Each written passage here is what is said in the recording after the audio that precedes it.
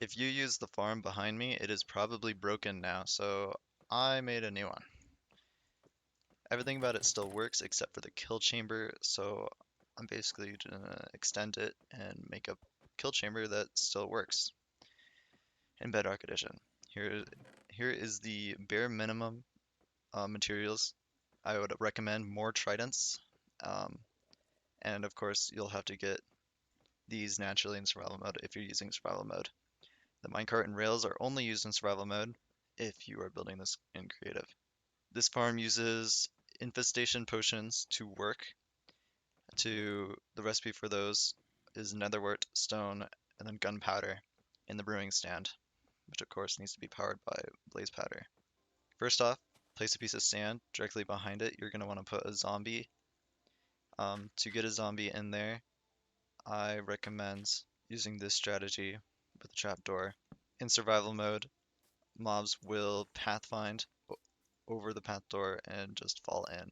However, they will jump a little bit, so you're gonna have to be quick with placing a block above them. This block can be anything you want. It is a permanent block of the build. Once your husk is in there, you can break the trap door, and you're all ready to start setting up the rest of the farm. Place a composter directly above the sand block. At this point, you can put your armadillos inside of the composter.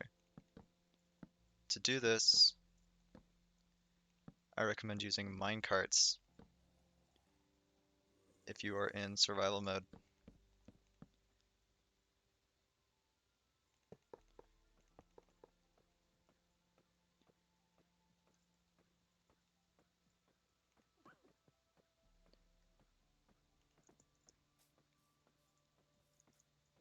Breaking the minecart will drop them directly in the middle of the composters. You don't have to sit and shove them around for ages. I always put 4 in. You don't have to put 4 in. You can put as many as you want. However, the more you have, the laggier it will be. Once you have this, this is the basic setup of the farm. Once you're at this point, you can start building the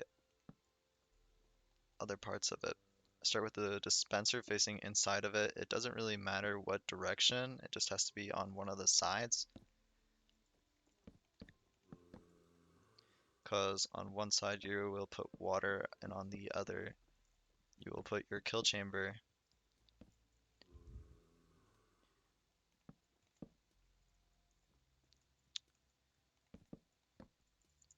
I like to cover the composters so that way if players come to use it, they don't accidentally compost their food and your farm breaks. Once you're at this point, we can start on the kill chamber, which is a very simple piston observer setup. For this to work, your observer must look directly into your piston, and then another observer directly into that, and then another piston. And repeat that until you have a full square.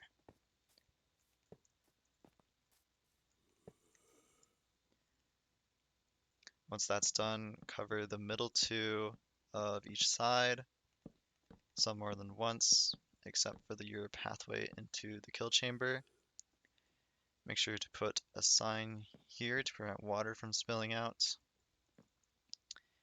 And place a water bucket here, so when the silverfish spawn, they fall into it. Now place 3 tridents in the kill chamber at a minimum. I recommend way more, since this is slower than the old method. I would put 7 or 8 to be safe, 6 at a minimum. But you can use 3, you can use 1 if you're feeling risky. And then you cover your whole farm up.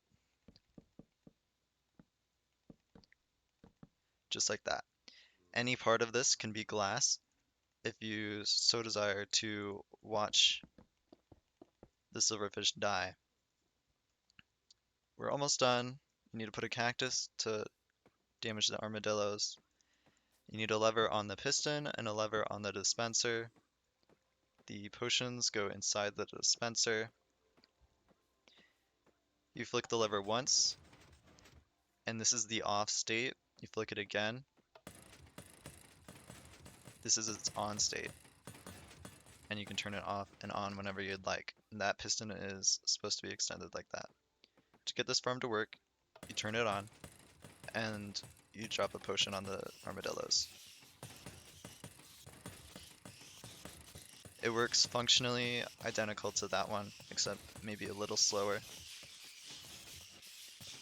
And it works on the latest Minecraft version. And you stand right here in the corner, and you get all the EXP levels that you need. That has been my Minecraft EXP farm for 1.21.90. Anyway, have a good day.